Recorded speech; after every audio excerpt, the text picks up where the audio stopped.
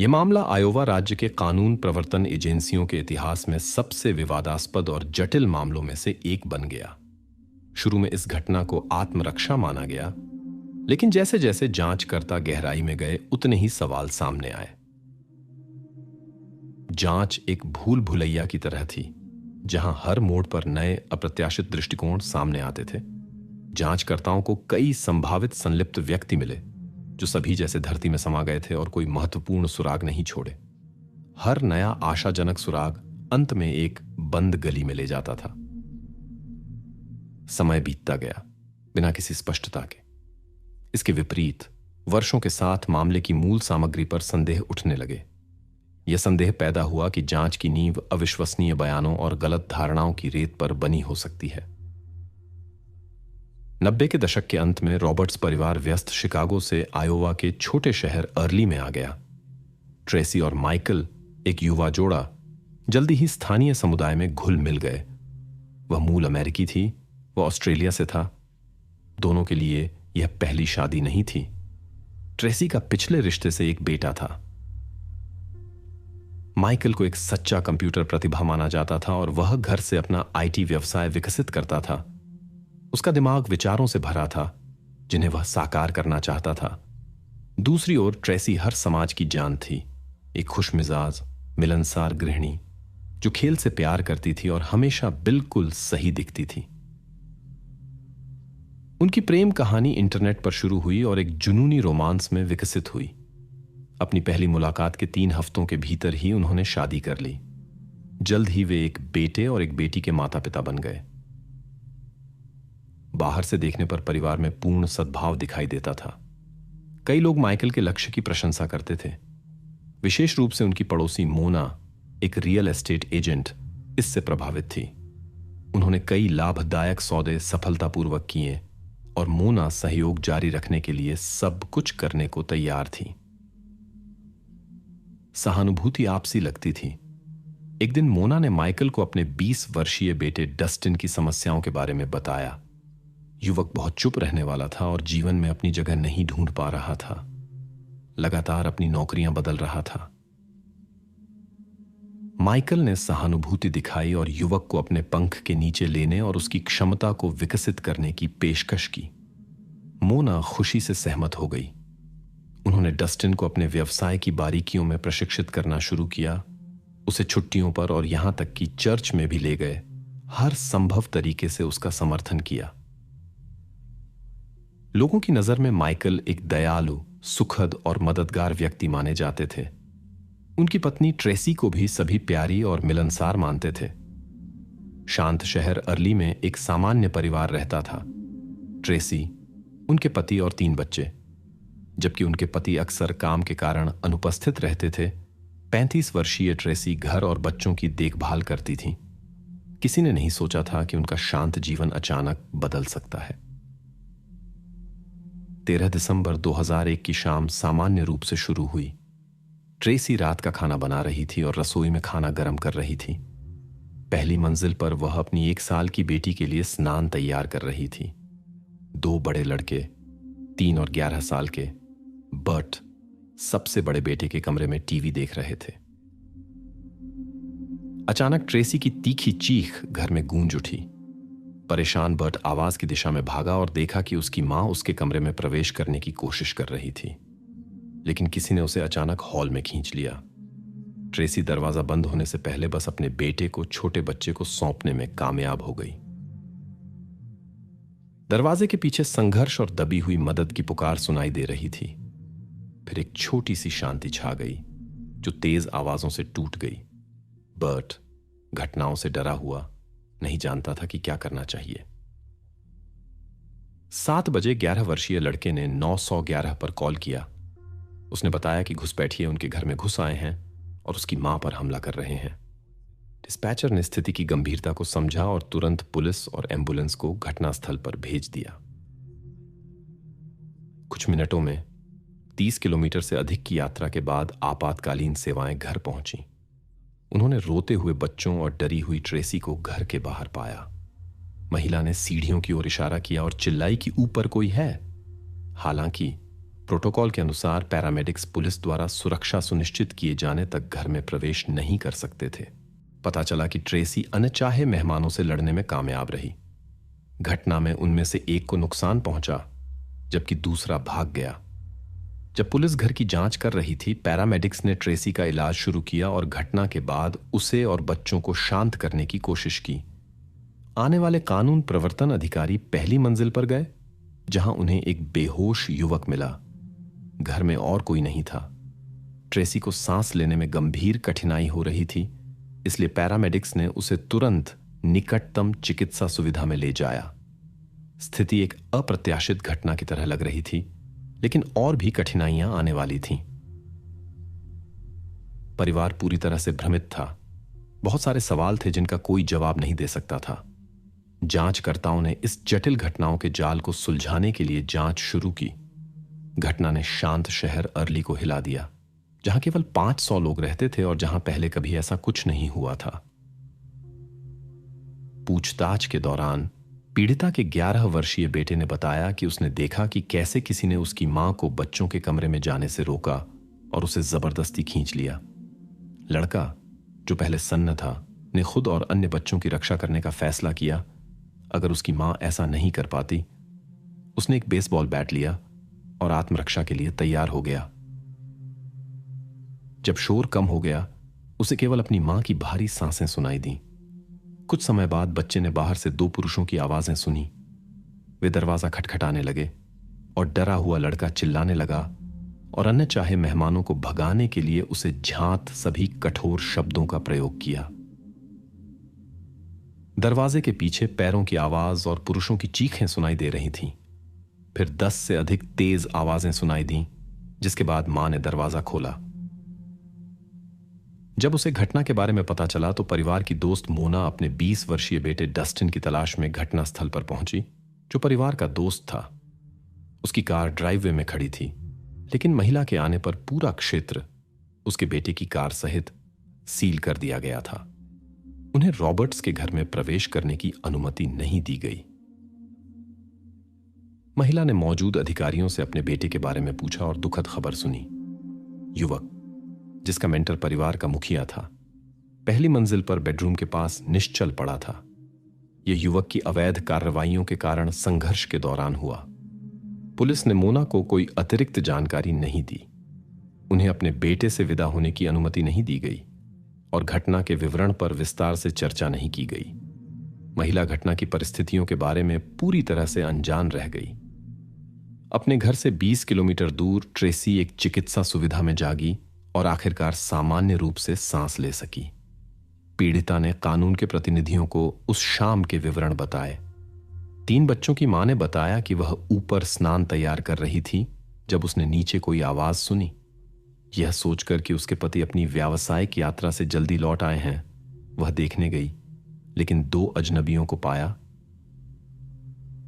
जब उसने देखा कि वे सीढ़ियां चढ़ रहे हैं, ट्रेसी अपने बड़े बेटे के कमरे तक पहुंचने और उसे अपनी छोटी बेटी सौंपने में कामयाब रही। वह वहां छिपने की कोशिश कर रही थी, लेकिन सफल नहीं हुई। उसे हॉल में खींच लिया गया। घुसपैठियों में से एक ने उसकी सांस रोकने की कोशिश की। ट्रेसी बेहोश हो गई और जब वह होश में आई तो उसने दरवाजे के पीछे बर्ट की पुकार सुनी। उसने कार्रवाई करने का मौका पहचाना और मास्टर बेडरूम में बिस्तर के पास हथियार कैबिनेट की ओर दौड़ी। पीछा करने वालों ने उसे पकड़ लिया, लेकिन चमत्कारिक रूप से महिला सेफ खोलने, आत्मरक्षा की वस्तु निकालने और उसका उपयोग करने में सफल रही। हथियार के उपयोग के बाद धुएं के कारण ट्रेसी घुसपैठियों को नहीं देख सकी, लेकिन उसने सुना कि कोई घर से भाग रहा है। परिणाम स्वरूप एक युवक बेहोश पड़ा था, दूसरा गायब हो गया था। जब उसने बच्चों की डरी हुई आवाजें सुनी तो महिला अपने बेटे के कमरे की ओर गई। जब उसने दरवाजा खोला तो वह अपने बेटे के बेसबॉल बैट से बाल बाल बच गई, जो खुद की रक्षा करने की कोशिश कर रहा था। सौभाग्य से बच्चे ठीक थे। जब बेडरूम में धुआं छंट गया, ट्रेसी ने 20 वर्षीय डस्टिन को फर्श पर लेटे देखा, जो होश में था। उसके बयान के अनुसार युवक उठने लगा और वह सदमे की स्थिति में और हथियार से लैस ने उसे वहीं रहने का आदेश दिया। उसने चिल्लाकर कहा कि वह न हिले, लेकिन डस्टिन, उसकी दोस्त मोना का बेटा, नहीं माना। वह उठने और उसकी ओर बढ़ने लगा। अपनी सुरक्षा और बच्चों के जीवन के लिए डर के कारण उसने आत्मरक्षा की वस्तु का उपयोग किया, जिसके बाद डस्टिन नहीं हिला। दूसरे घुसपैठिए का कोई निशान नहीं मिला। उस दिन डस्टिन अचानक रॉबर्ट्स के घर पहुंचा। जब उसे पता चला कि ट्रेसी के पति वहां नहीं हैं, वह लंबे समय तक वरांडे को नहीं छोड़ा और अजीब व्यवहार करता रहा। ट्रेसी को उसे जोर से जाने के लिए कहना पड़ा। बाद में ट्रेसी ने घटना के दूसरे व्यक्ति का वर्णन किया। लगभग 30 वर्ष का एक लंबा आदमी काले बालों के साथ, जिसका चेहरा वह नहीं पहचान सकी। उस शाम उसके पति माइकल मिनियापोलिस में व्यावसायिक यात्रा पर थे। स्थिति अस्पष्ट लग रही थी। डस्टिन, जिसे माइकल ने समर्थन दिया था, एक अजनबी के साथ उनके घर में क्यों था? ट्रेसी बहुत परेशान थी, क्योंकि वह जानती थी कि घटना का दूसरा व्यक्ति अभी तक नहीं मिला है। उसे घर लौटने और अकेले रहने से डर लग रहा था। पुलिस लंबे समय तक दूसरे आदमी को नहीं ढूंढ सकी, क्योंकि उनके पास ट्रेसी से केवल एक अस्पष्ट विवरण था। जांचकर्ताओं ने डस्टिन के परिवेश की जांच की, यह पता लगाने के लिए कि रॉबर्ट्स के घर में उसके साथ कौन हो सकता था। कई लोगों ने ट्रेसी के कार्यों की प्रशंसा की और उसे नायिका माना। उसकी कहानी ने राष्ट्रीय ध्यान आकर्षित किया। ट्रेसी ने कई साक्षात्कार दिए। कैमरे के सामने वह और माइकल हाथ पकड़े हुए थे और उसने शांति से कहा, मैंने वही किया जो मुझे अपने परिवार की रक्षा के लिए करना था। जनता ने उसकी सराहना की। कई लोगों ने उसके कार्यों को उचित माना। ट्रेसी ने साहस दिखाया, न केवल खुद की बल्कि बच्चों की भी रक्षा करके। लोगों ने उसकी तुलना एक भालू मां से की जो अपने बच्चों की रक्षा करती है। ट्रेसी ने शांत रहने और अपने परिवार की देखभाल करने की कोशिश की। उसे उम्मीद थी कि कानून प्रवर्तन एजेंसियां जल्द ही सभी सवालों के जवाब खोज लेंगी और उनके घर में सुरक्षा की भावना बहाल कर देंगी। हालांकि जांचकर्ता सभी बयानों पर सवाल उठाने के आदी थे। उन्होंने घटना की सभी परिस्थितियों का सावधानीपूर्वक विश्लेषण करना शुरू किया, क्योंकि उन्हें महिला की कहानी, जिसे अपनी रक्षा करनी पड़ी, पूरी तरह से विश्वसनीय नहीं लगी। जैसे जैसे अधिकारी मामले की फाइलों में गहराई से उतरते गए, उतने ही सवाल सामने आते गए। ट्रेसी के लिए व्यापक जनसमर्थन के बावजूद कुछ लोगों के लिए यह घटना वास्तविक आघात थी। इन घटनाओं के केंद्र में रहे युवक की मां अपने जीवन का सबसे कठिन समय बिता रही थी। यह घटना शाब्दिक रूप से उसका दिल तोड़ रही थी। उसके लिए घटना के सभी विवरण जो ट्रेसी ने बताए बेमतलब लग रहे थे। मां लगातार उस दुर्भाग्यपूर्ण शाम के बारे में सोच रही थी और समझने की कोशिश कर रही थी कि उसके बेटे के साथ वास्तव में क्या हुआ था।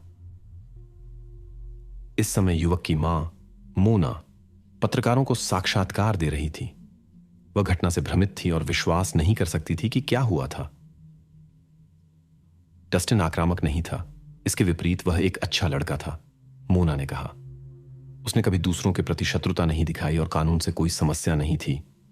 ऐसा कोई संकेत नहीं था कि वह रॉबर्ट्स परिवार के प्रति आक्रामक व्यवहार कर सकता था। हालांकि डस्टिन को सामाजिक समायोजन में कठिनाइयां थीं और वह अपनी मां के साथ मनोवैज्ञानिक के पास भी जाता था। उसे स्कूल में दोस्त बनाने में कठिनाई होती थी। उसके समवयस्क अक्सर उसका मजाक उड़ाते थे और उसे पार्टियों में नहीं बुलाते थे। मोना अपने बेटे को विभिन्न विशेषज्ञों के पास ले गई, लेकिन उन सभी ने अलग अलग निदान किए और यह नहीं बता सके कि क्या यह अनियंत्रित व्यवहार का कारण बन सकता है, क्योंकि किशोर अपनी भावनाओं से नहीं निपट पा रहा था। ट्रेसी ने जांचकर्ताओं को स्वीकार किया कि वह हमेशा डस्टिन से डरती थी। उसकी उपस्थिति में वह असहज और असुरक्षित महसूस करती थी। यहां तक कि अपने पति की उपस्थिति में भी वह युवक से मिलने से बचने की कोशिश करती थी और कभी भी उसे बच्चों के साथ अकेला छोड़ने के लिए राजी नहीं हुई। महिला को विश्वास था कि वह उन्हें नुकसान पहुंचा सकता है। इन आरोपों ने मोना को झकझोर दिया। उसे कोई अंदाजा नहीं था कि उसकी दोस्त को उसके बेटे के साथ ऐसी कठिनाइयां थीं। उसे लगा कि सब कुछ बिल्कुल अलग दिखता था। घटनास्थल की जांच के बाद जांचकर्ताओं ने निष्कर्ष निकाला कि डस्टिन के आक्रामक व्यवहार के लिए कोई स्पष्ट कारण नहीं था, जब तक कि यह एक योजनाबद्ध भौतिक लाभ का मामला न हो। रॉबर्ट्स के घर में कई कीमती वस्तुएं रखी गई थीं, इसलिए ट्रेसी ने अनुमान लगाया कि अनचाहे मेहमान नकद या उदाहरण के लिए माइकल के संग्रहण उपकरणों में से कोई एक लेकर धन कमाना चाहते थे। हालांकि अज्ञात लोगों की कार्रवाइयां कीमती वस्तुएं प्राप्त करने के प्रयास जैसी नहीं लगती थीं। उन्होंने खुले में पड़े पैसे और गहनों को छुआ तक नहीं, और जब वह बेहोश हो गई तो ट्रेसी से उसके गहने लेने की कोशिश नहीं की। इसके बजाय वे सीधे उस पर टूट पड़े, जैसे हिंसा का प्रयोग उनका वास्तविक लक्ष्य था। इस दौरान उन्होंने गैर कानूनी कार्रवाइयां करने की कोशिश नहीं की। जांच जल्द ही पुलिस को इस घटना के एक संभावित कारण की ओर ले गई। ट्रेसी और उसके पति ने हाल ही में हुई एक अप्रिय घटना के बारे में बताया। अपने घर में घुसपैठ से कुछ समय पहले महिला ने बेहोशी के दौरान अपने दंत चिकित्सक का अनुचित व्यवहार अनुभव किया था। वह सबसे प्रतिकूल क्षण में होश में आ गई। डॉक्टर ने ट्रेसी को सब कुछ गुप्त रखने के लिए समझाने की कोशिश की। उसने विशेषज्ञों से संपर्क करने और उसे $1,50,000 मुआवजा देने का वादा किया। ट्रेसी ने घटना के बारे में अपने पति को बताया, जिसने कानून प्रवर्तन एजेंसियों में शिकायत दर्ज कराने पर जोर दिया। 2 दिनों में उसे दंत चिकित्सक के खिलाफ गंभीर आरोपों के साथ अदालत में गवाही देनी थी। यह अनुमान लगाया गया कि वह दूसरा अज्ञात व्यक्ति हो सकता था जो ट्रेसी को गवाही देने से रोकने के लिए घर में घुस आया था। हालांकि जांच से पता चला कि दंत चिकित्सक का डस्टिन से कोई संबंध नहीं था और उसके पास एक मजबूत अलिबी था। वह काम पर था। फिर ट्रेसी को एक और व्यक्ति याद आया जो संभवतः उसका बुरा चाहता था। वह उसका पहला पति जॉन पिटमैन था। वे शिकागो की नॉर्थ वेस्टर्न यूनिवर्सिटी में मिले थे, जहां दोनों चिकित्सा की पढ़ाई कर रहे थे। जॉन एक वरिष्ठ छात्र था जो शिकागो के एक क्लिनिक में प्रशिक्षण कर रहा था, जबकि 19 वर्षीय ट्रेसी ने अभी रेडियोलॉजी सहायक के रूप में अपनी पढ़ाई शुरू की थी। उसका स्वभाव प्रभुत्वशाली था, लेकिन ट्रेसी, जो एक कठोर पिता के साथ बड़ी हुई थी, ऐसे व्यवहार को सामान्य मानती थी। वे शादी कर डेनवर चले गए, जहां उनका बेटा पैदा हुआ। शुरू में ट्रेसी ने अपने पति की नियंत्रण की जरूरत को एक तथ्य के रूप में स्वीकार कर लिया, लेकिन समय के साथ रिश्ता बिगड़ गया। 1992 में उसने इस अस्वस्थ रिश्ते को समाप्त करने का फैसला किया। अलगाव के बाद 3 वर्षीय बर्ट की हिरासत का सवाल उठा। लड़के ने अपनी मां को अपने पिता के व्यवहार के बारे में परेशान करने वाली जानकारी दी। हिरासत को लेकर तनावपूर्ण अदालती कार्यवाही शुरू हुई। हालांकि पिता के अनुचित व्यवहार का कोई प्रत्यक्ष प्रमाण नहीं था, ट्रेसी अपने संस्करण पर अड़ी रही। इस दौरान बेटा मां के साथ रह रहा था। हिरासत का विवाद लंबा खिंच गया और घटना के समय तक जारी था। इसलिए जॉन पिटमैन घटना के सहयोगी या आयोजक की भूमिका के लिए एक संभावित उम्मीदवार लग रहा था। यहां तक कि छोटे बर्ट को भी घटना में अपने पिता की भागीदारी का संदेह था। कानून प्रवर्तन एजेंसियों ने वर्जीनिया में अपने सहयोगियों से संपर्क किया, जहां जॉन रहता था, घटना के दिन उसके स्थान की जांच करने के लिए। पता चला कि उसके पास एक मजबूत अलिबी था। वह उस समय एक क्लिनिक में काम कर रहा था। जॉन ने घटना में किसी भी भागीदारी से इनकार किया और उसके खिलाफ कोई सबूत नहीं मिला। इस समय जॉन एक प्रतिष्ठित प्लास्टिक सर्जन था, जिसकी निर्दोष प्रतिष्ठा थी। उसके परिचित नहीं मानते थे कि वह अपने बेटे या अपनी पूर्व पत्नी को नुकसान पहुंचा सकता है, जिसमें उसकी रुचि बहुत पहले खत्म हो गई थी। फिर भी जांचकर्ता उसे मामले के संभावित भागीदार के रूप में देखते रहे। समय बीतता गया, लेकिन जांच ठहर गई। ट्रेसी को तेजी से असहज महसूस हो रहा था, क्योंकि उसे डर था कि घटना का दूसरा भागीदार लौट सकता है। इस समय जांचकर्ताओं का ध्यान ट्रेसी के दूसरे पति माइकल पर केंद्रित हो गया। करीब से देखने पर पता चला कि उनकी शादी में बहुत पहले से पहले जैसी गर्मजोशी नहीं रही। कुछ लोगों को संदेह था कि माइकल ने असामान्य तरीके से रिश्ता खत्म करने की कोशिश की हो सकती है। इस संस्करण का आधार था ट्रेसी के बड़े बेटे बर्ट ने अपने सौतेले पिता के बारे में परेशान करने वाली जानकारी साझा की। उसके शब्दों के अनुसार आदमी बहुत कठोर था और छोटी छोटी गलतियों के लिए अक्सर लड़के को कठोर दंड देता था। आश्चर्यजनक रूप से ट्रेसी अपने पति के इस व्यवहार को नोटिस नहीं करती थी और बच्चों की रक्षा नहीं करती थी। संभवतः वह बचपन से ही ऐसे व्यवहार की आदी थी और इसमें कुछ असामान्य नहीं देखती थी। जब वह अपने परिवार से मिलने अस्पताल आया तो माइकल के व्यवहार ने जांचकर्ताओं के संदेह को और बढ़ा दिया। इसने उन्हें संदेहास्पद बना दिया। ऐसा लगता था कि आदमी वास्तव में उसे अच्छे स्वास्थ्य में देखकर आश्चर्यचकित था। संभवतः यह उसकी अपेक्षाओं के अनुरूप नहीं था। हालांकि माइकल के पास एक अकाट्य अलिबी था। वह दूसरे शहर में व्यावसायिक यात्रा पर था, जो निगरानी कैमरे के फुटेज से पुष्टि हुई। आदमी को लाई डिटेक्टर टेस्ट से गुजरना पड़ा, लेकिन परिणाम अस्पष्ट थे और वह स्पष्ट रूप से कुछ छिपा रहा था। जांचकर्ताओं को संदेह था कि घटना के आयोजन में उसकी भागीदारी की संभावना काफी अधिक थी। 1 साल के सूक्ष्म काम के बाद भी जांचकर्ता कोई अकाट्य सबूत नहीं ढूंढ पाए। हालांकि पीड़िता के पति का व्यवहार सवाल खड़े करता था। उसने अपनी पत्नी से लाई डिटेक्टर टेस्ट के परिणाम छिपाए और कोई सहानुभूति नहीं दिखाई। इसने ट्रेसी में नए संदेह जगाए, खासकर जब उसे अपने पति के विफल टेस्ट के बारे में पता चला। महिला बेहद संदेहशील हो गई और उसे लगा कि उसके पति और डस्टिन ने बच्चों की एकमात्र हिरासत पाने के लिए उसके खिलाफ साजिश रची थी। ट्रेसी ने शेरिफ को अपनी आशंकाएं बताईं और साजिश के बारे में नींद में माइकल के शब्दों का जिक्र किया। वह आश्वस्त थी कि दोनों मिलकर काम कर रहे थे। जांचकर्ताओं ने माइकल की ओर अधिक बारीकी से जांच करनी शुरू की और पाया कि उसकी आईटी कंपनी पतन के कगार पर थी और वह कर्ज में डूबा हुआ था। जोड़े की उच्च बीमा पॉलिसियां थीं, इसलिए यह अनुमान लगाया गया कि पति अपनी समस्याओं को वित्तीय रूप से हल करने के लिए चरम उपायों का सहारा ले सकता था। इसके अलावा वह डस्टिन का दोस्त था और सैद्धांतिक रूप से युवक को मदद के लिए प्रेरित कर सकता था। हालांकि ये माइकल की भागीदारी के लिए बिना किसी ठोस सबूत के केवल अनुमान थे। इस बीच रॉबर्ट्स दंपति का रिश्ता बिगड़ता गया। 2004 में घटना के 3 साल बाद पति की पहल पर उनका तलाक हो गया। फिर भी कानून प्रवर्तन एजेंसियों के पास अभी भी कथित षड्यंत्रकारी की गिरफ्तारी का कोई आधार नहीं था। तलाक के बाद ट्रेसी बच्चों के साथ ओमाहा चली गई, अपनी नौकरी बदल ली और यहां तक कि अपना नाम भी बदल लिया। वह घटनाओं की पुनरावृत्ति के डर से छिप गई। मोना, डस्टिन की मां, भी अपनी बेटियों के साथ दूसरे शहर चली गई। मोना मानसिक रूप से थक गई थी, लेकिन उसने अपने बेटे की प्रतिष्ठा बहाल करने की कसम खाई। वह लगातार घटना और ट्रेसी के घर में डस्टिन की उपस्थिति के कारणों के बारे में सोचती रहती थी। मां यह मानने से इनकार कर रही थी कि उसका बेटा उन लोगों को नुकसान पहुंचा सकता है जो उसके मेंटर थे।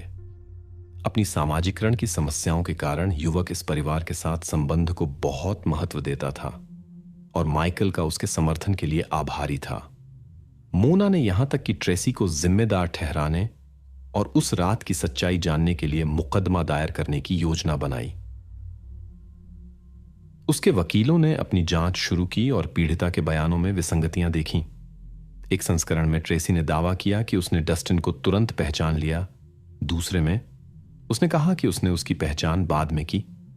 उसने घटना के समय अपनी स्थिति का भी अलग अलग वर्णन किया। इन विसंगतियों के कारण वकीलों को संदेह हुआ कि ट्रेसी की कहानी सच नहीं हो सकती। क्रिसमस की पूर्व संध्या पर डस्टिन की मां छुट्टियों के लिए खरीदारी करने गई। उसने घर फोन किया यह जानने के लिए कि क्या उसका बेटा उठ गया था, जिसकी एक महत्वपूर्ण अपॉइंटमेंट थी। बेटी ने बताया कि डस्टिन पहले ही चला गया था। मोना खुश हुई और सोचा कि यह एक अच्छा संकेत है। वह खुद जाग गया और अपने कामों के पीछे चला गया। हालांकि बाद में मोना के भतीजे ने उसे अपने परिचितों माइकल और ट्रेसी के घर में एक घटना के बारे में सूचित किया। मोना तुरंत वहां गई और जोड़े के लिए सबसे बुरे की आशंका की, लेकिन कल्पना नहीं कर सकी कि उसके बेटे के साथ कुछ हुआ होगा। उसे याद आया कि एक दिन पहले ट्रेसी ने खुद डस्टिन को किसी चीज में मदद करने के लिए आमंत्रित किया था। मोना को संदेह था कि ट्रेसी ने उसे बुरी नीयत से अपने पास बुलाया था। मां को यकीन था कि ट्रेसी कुछ छिपा रही थी, लेकिन किसी ने मोना की नहीं सुनी जब तक 7 साल बाद जांच टीम नहीं बदली। मामले की फिर से जांच की गई और अधिकारियों ने ट्रेसी के संस्करण पर संदेह किया, जिसके अनुसार उसने वीरतापूर्वक अपने बच्चों की रक्षा की थी। घर में जबरन प्रवेश या कीमती सामान चोरी करने के प्रयास का कोई संकेत नहीं था। दो लोग कैसे घुस सकते थे? सब कुछ इशारा करता था कि घटना निकट स्थान पर हुई थी और दूसरे अपराधी का कोई सबूत नहीं मिला। नए जांचकर्ताओं ने ट्रेसी के पहले पति से बात करने का फैसला किया। पता चला कि वह बिल्कुल उस राक्षस जैसा नहीं था जैसा ट्रेसी ने उसका वर्णन किया था। आदमी ने बताया कि वह ही थी जिसे क्रोध का दौरा पड़ता था। एक बार उसने उसे डराने के लिए उस पर बंदूक भी तान दी। अंत में उसने छत को नुकसान पहुंचाया और पति को पुलिस को बुलाना पड़ा। हालांकि ट्रेसी ने इसे दुर्घटना बताया और परिणामों से बच गई। जॉन के अनुसार ट्रेसी थी, वह नहीं, जो आक्रामक व्यवहार करती थी और शादी में बेवफा थी और उसके पैसे बर्बाद करती थी। उसके संदेहों ने उसे एक निजी जांचकर्ता को नियुक्त करने के लिए प्रेरित किया, जिसने पुष्टि की कि पति की अनुपस्थिति में कई प्रेमी ट्रेसी का घर छोड़कर जाते थे। अंत में आदमी ने तलाक के लिए आवेदन किया क्योंकि वह अपनी सुरक्षा के लिए डरता था और उसके व्यवहार को और बर्दाश्त नहीं कर सकता था। वह अपने बेटे की चिंता करता था, जो एक अस्वस्थ माहौल में बड़ा हो रहा था, और हिरासत के लिए लड़ा, जिससे ट्रेसी गुस्सा हो गई। पिता के खिलाफ बेटे को भड़काने के उसके प्रयासों के बावजूद उसके पास पूर्व पति द्वारा दुर्व्यवहार का कोई सबूत नहीं था। वह समझती थी कि हिरासत के लिए पूर्व पति के मौके ज्यादा थे और संभवतः जॉन को बदनाम करने के लिए यह उसे निराशाजनक कार्रवाइयों की ओर ले गई। दंत चिकित्सक की कहानी, जिस पर अनुचित व्यवहार का आरोप लगाया गया था, ने एक अप्रत्याशित मोड़ लिया। पता चला कि वास्तव में वह लंबे समय से एक मरीज से अवांछित ध्यान प्राप्त कर रहा था। डॉक्टर के पास सबूत थे, क्लिनिक में सीसीटीवी कैमरों की फुटेज। दिलचस्प बात यह है कि जब ट्रेसी को इसके बारे में पता चला तो उसने घटना की पूर्व संध्या पर दंत चिकित्सक के खिलाफ अपनी शिकायत वापस ले ली।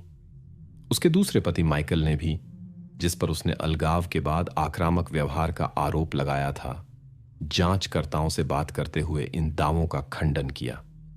उसने अपनी पत्नी की बेवफाई और उसके मुश्किल स्वभाव की बात की। माइकल ने बच्चों की वजह से स्थिति को सहन किया, लेकिन अंततः तलाक ले लिया। उसने स्वीकार किया कि वह एक सख्त पिता था, लेकिन अपनी पत्नी और बच्चों के प्रति आक्रामकता के किसी भी आरोप से इनकार किया। उसके शब्दों के अनुसार ट्रेसी बच्चों को उसके खिलाफ भड़काती थी। तलाक के बाद आदमी कैलिफोर्निया चला गया और अपने व्यवसाय पर ध्यान केंद्रित किया, जिसमें वह सफल हुआ।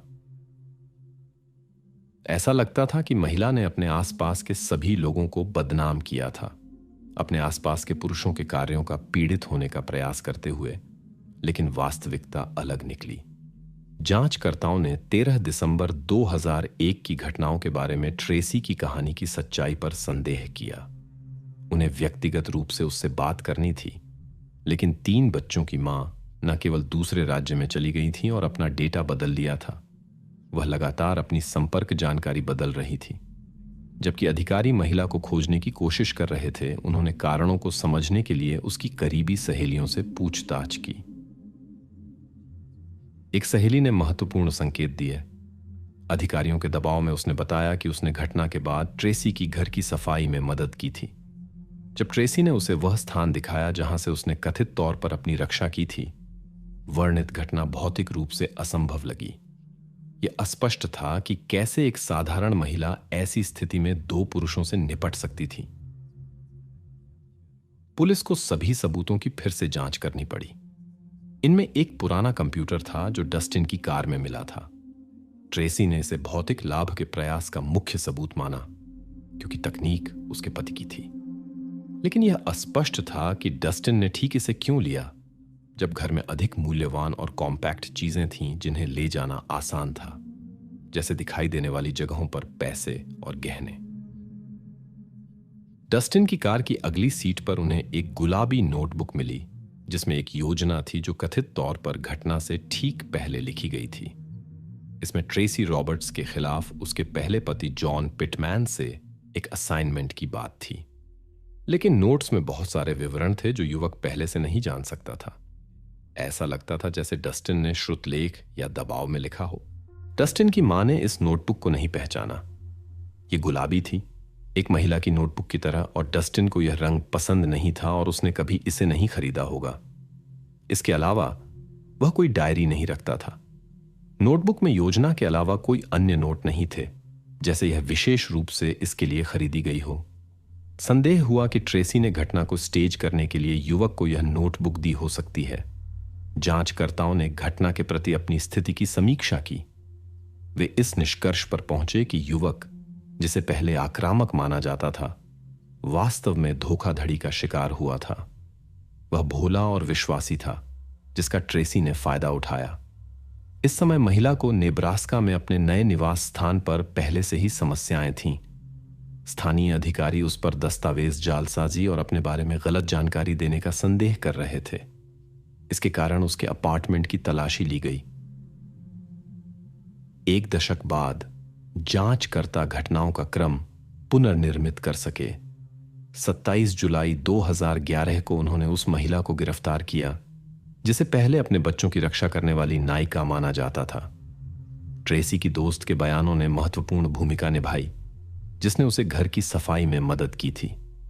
वह डस्टिन के कथित इकबाल नामे वाली नोटबुक के बारे में जानती थी।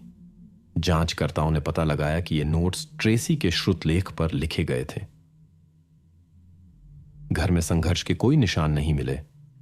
ट्रेसी की गर्दन पर छोटे खरोंच, जैसा कि पता चला, उसने खुद को दिए हो सकते हैं। डस्टिन की चोटों की प्रकृति ट्रेसी के विवरण से मेल नहीं खाती थी। यह दावा कि वह उठने की कोशिश कर रहा था अविश्वसनीय लगता था। ऐसी चोटों के साथ जीवित रहना संभव नहीं था। अपराध स्थल की तस्वीरों की जांच के बाद विशेषज्ञों ने निष्कर्ष निकाला कि ट्रेसी ने ऊपर से नीचे की ओर आत्मरक्षा की, जब युवक पहले से ही जमीन पर था। यह ट्रेसी के आत्मरक्षा के संस्करण का विरोध करता था। उसने उपकरण का उपयोग तब किया जब वह पहले से ही अचल था। फिर भी बचाव पक्ष ने जोर दिया कि ट्रेसी अपने बच्चों की रक्षा कर रही थी। यह एक विश्वसनीय कहानी थी जो जूरी को लक्षित करती थी। वकीलों का दावा था कि अधिकांश सबूत परिस्थितिजन्य थे। बचाव का मुख्य गवाह बर्ट होना था, आरोपी का सबसे बड़ा बेटा।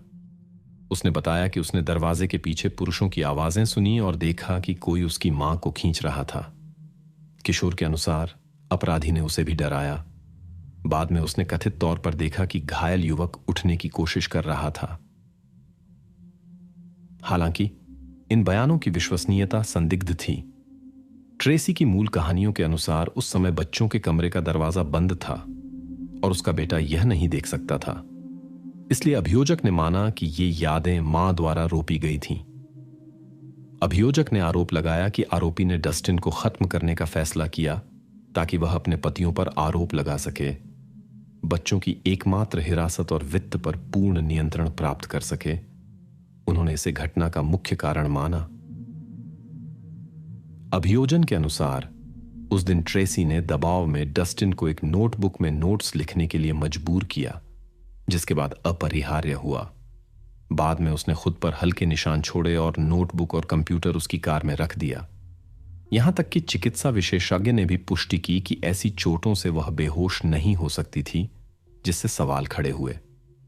मामले की फाइलों की लंबी जांच के बाद जूरी ने ट्रेसी रॉबर्ट्स को दोषी ठहराया। महिला को जल्दी रिहाई की संभावना के बिना आजीवन कारावास की सजा सुनाई गई। सजा सुनाए जाने पर ट्रेसी अदालत में रो पड़ी, लेकिन किसी ने उसके आंसुओं पर विश्वास नहीं किया, जो वास्तव में मौजूद ही नहीं थे। महिला एक बार फिर अभिनय कर रही थी। इन घटनाओं से सबसे ज्यादा बर्ट प्रभावित हुआ। वह आश्वस्त था कि उस ठंडी रात को उसकी मां ने अपने सभी बच्चों की जान बचाई थी और अन्यायपूर्वक जेल में थी। वह आज भी उससे मिलता है और उसका समर्थन करता है। कुछ सालों बाद ट्रेसी के दूसरे पति ने अभिभावक प्राधिकरण की अनुमति से अपने बच्चों को ले लिया और अपनी नई पत्नी के साथ अपने गृह देश ऑस्ट्रेलिया लौट गया। ट्रेसी अभी भी अपनी निर्दोषिता पर जोर दे रही है। वह आयोवा राज्य की मिचेल वैली महिला सुधार गृह में अपनी सजा काट रही है। न्याय और कानूनी व्यवस्था को साथ साथ चलना चाहिए, लेकिन कभी कभी अपराधियों के प्रति बहुत नरम रवैया केवल दंडहीनता की भावना पैदा करता है और उन्हें और भी अधिक निंदनीय कृत्यों के लिए प्रोत्साहित करता है। आज हम एक ऐसे व्यक्ति के बारे में बात करेंगे जिसके शर्मनाक कार्य न्यायिक प्रणाली की कमियों के कारण बढ़ते गए। 2009 में Amber Dubois San Diego, California के एक उपनगर में रहती थी। वह एस्कॉन्डिडो में अपने परिवार के साथ रहती थी। एम्बर के माता पिता का तलाक हो गया जब वह बहुत छोटी थी, लेकिन वह दोनों के संपर्क में रही। बाद में उसकी मां ने डेव केव से शादी कर ली और एम्बर को एलिसन नाम की एक छोटी बहन मिली। एम्बर अपने सौतेले पिता के साथ अच्छी तरह से घुल मिल गई और उन्हें दूसरे पिता के रूप में देखती थी। एम्बर बुद्धिमान थी और पढ़ने में रुचि रखती थी। वह अपनी उम्र के बच्चों की तुलना में किताबों में अधिक रुचि रखती थी। रोमांटिक रिश्तों में उसकी कोई दिलचस्पी नहीं थी। युवा महिला ज्ञान की खोज में थी और स्कूल के कार्यक्रम से आगे रहने के लिए अतिरिक्त कक्षाओं में भाग लेती थी। लेकिन एम्बर का सबसे बड़ा जुनून जानवर थे। वह उनके बारे में पढ़ती थी, चिड़ियाघर और प्रदर्शनियों में जाती थी।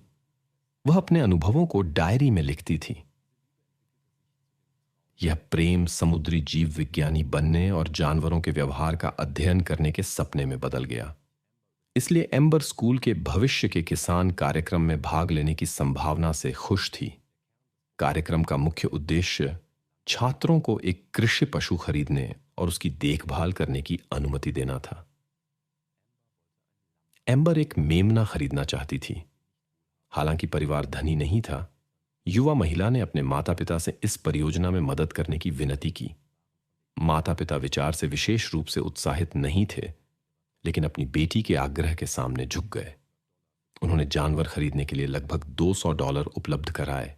केवल आवास का मुद्दा हल करना बाकी था। एम्बर बेसब्री से उस दिन का इंतजार कर रही थी जब वह अपना मेमना, जिसे उसने पहले ही लिनेट नाम दे दिया था, ले जा सकेगी। 13 फरवरी 2009 को शुक्रवार को एम्बर डुबोइस अपने बैकपैक में मेमने के लिए चेक लेकर स्कूल के लिए निकली। आमतौर पर वह पैदल जाती थी और एक तरफ का रास्ता तय करने में 15 मिनट लगते थे। उस दिन एम्बर समय पर घर नहीं आई। सबसे पहले यह उसके सौतेले पिता ने नोटिस किया, जो शाम 4 बजे काम से आए।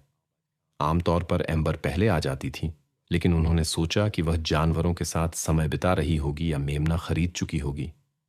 फिर भी उन्हें एक अजीब सी बेचैनी महसूस हुई।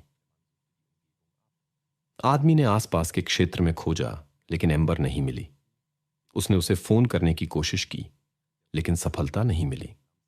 किसान, जिससे मेमना खरीदने की योजना थी, ने कहा कि उसने युवा महिला को नहीं देखा। सौतेले पिता ने अपनी पत्नी को सूचित किया, जिसने तब अपनी बेटी को फोन करना शुरू कर दिया। डेव स्कूल क्लब गए, लेकिन वहां किसी ने एम्बर को नहीं देखा था। स्कूल में उन्हें बताया गया कि वह सुबह से नहीं दिखी थी। यह खबर आदमी को बहुत परेशान कर गई, और जब एम्बर की मां को पता चला तो वास्तविक घबराहट शुरू हो गई। एम्बर स्वेच्छा से कक्षा नहीं छोड़ती। कक्षा से अनुपस्थिति उसके चरित्र से बिल्कुल मेल नहीं खाती थी, जो उसकी मां को बहुत परेशान करता था। इसके अलावा एम्बर को उस दिन एक लंबे समय से प्रतीक्षित मेमना मिलने वाला था।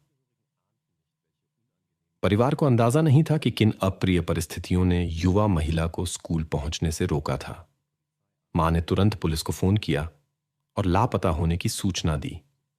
आंसुओं के बीच उसने तुरंत खोज शुरू करने की विनती की। महिला ने काम से छुट्टी ली और अपनी बेटी की खोज के लिए घर की ओर दौड़ी। उसने एम्बर के जैविक पिता को भी सूचित किया, जो भी खोज में शामिल हो गए। आए हुए पुलिसकर्मियों ने माता पिता से बात की। उन्होंने बताया कि एम्बर शांत और घरेलू थी, पढ़ाई और जानवरों में रुचि रखती थी और स्कूल के बाहर अपनी उम्र के लोगों से बहुत कम संपर्क रखती थी। माता पिता को विश्वास नहीं था कि वह स्वयं चली गई होगी। उसके साथ कभी कोई समस्या नहीं हुई थी।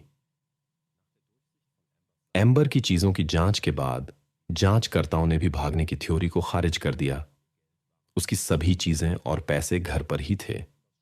उन्होंने एम्बर के स्कूल के रास्ते की जांच करने का फैसला किया, यह मानते हुए कि वह किसी से मिली हो सकती है। लेकिन खोज बेनतीजा रही। सहपाठियों ने पुष्टि की कि एम्बर पढ़ाई पर ध्यान केंद्रित करती थी और दूसरों से कम संपर्क रखती थी। एम्बर की इंटरनेट गतिविधियों की जांच से भी कुछ संदिग्ध नहीं मिला, केवल जानवरों के बारे में खोज।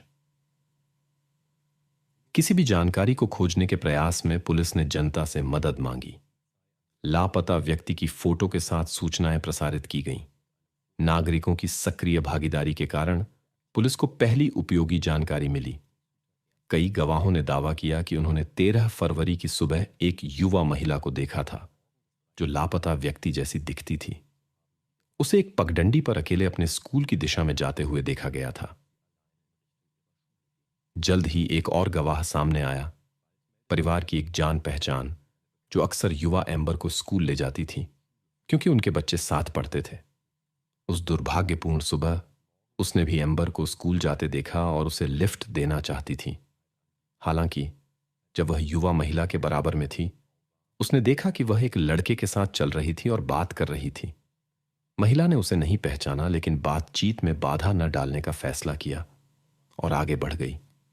उसने लड़के का वर्णन गहरे रंग की त्वचा और गोल चेहरे वाले के रूप में किया।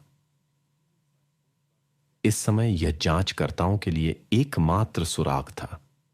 उन्होंने इस जानकारी को लिया और लड़के की पहचान स्थापित करने की कोशिश की, लेकिन एम्बर के किसी भी सहपाठी को नहीं पता था कि वह कौन था। इसके बाद जांचकर्ताओं ने लापता व्यक्ति का मोबाइल फोन चेक किया। यह पता चला कि सिग्नल अभी भी उस क्षेत्र में ट्रेस किया जा रहा था जहां से युवा महिला गायब हुई थी। इसका मतलब था कि या तो वह खुद या कोई और इसे एक्सेस करने की कोशिश कर रहा था। फिर भी सटीक स्थान का पता लगाना और फोन को खोजना संभव नहीं हुआ। खोज के लिए विशेष रूप से प्रशिक्षित कुत्तों का इस्तेमाल किया गया और वे एक सुराग का पता लगा सके। वे खोजकर्ताओं को एस्कॉन्डिडो हाई स्कूल तक ले गए, फिर राजमार्ग के साथ दूर स्थित पाला इंडियन रिजर्वेशन तक, जहां सुराग खत्म हो गया। मां ने दावा किया कि वे कभी इस क्षेत्र में नहीं गए थे और एम्बर अकेले वहां नहीं जाती। यह सब अप्रत्याशित परिस्थितियों की ओर इशारा करता था। एम्बर के साथ हुई घटना की खबर आसपास के क्षेत्र में तेजी से फैल गई। यह खबर पहले ही सभी समाचार प्रसारणों में दिखाई दे रही थी। इससे कई स्वयंसेवक समूहों को एकत्र करने में मदद मिली, जो पुलिस के पास आए और अपनी सहायता की पेशकश की। अंततः एफबीआई भी शामिल हो गई। एजेंटों ने आपराधिक पृष्ठभूमि वाले स्थानीय लोगों की जांच करना शुरू किया। उन्होंने 500 से अधिक बातचीत की, लेकिन कोई सुराग नहीं मिला।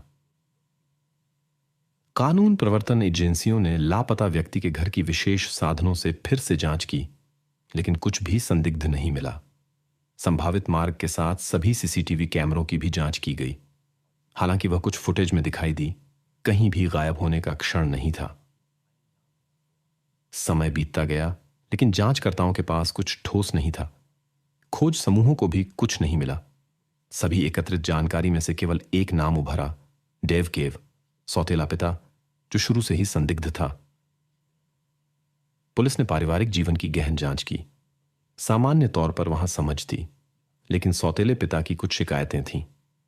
उनका मानना था कि एम्बर को परिवार के साथ अधिक समय बिताना चाहिए, हालांकि वह स्कूल, क्लब और अपने कमरे में एकांत को प्राथमिकता देती थी।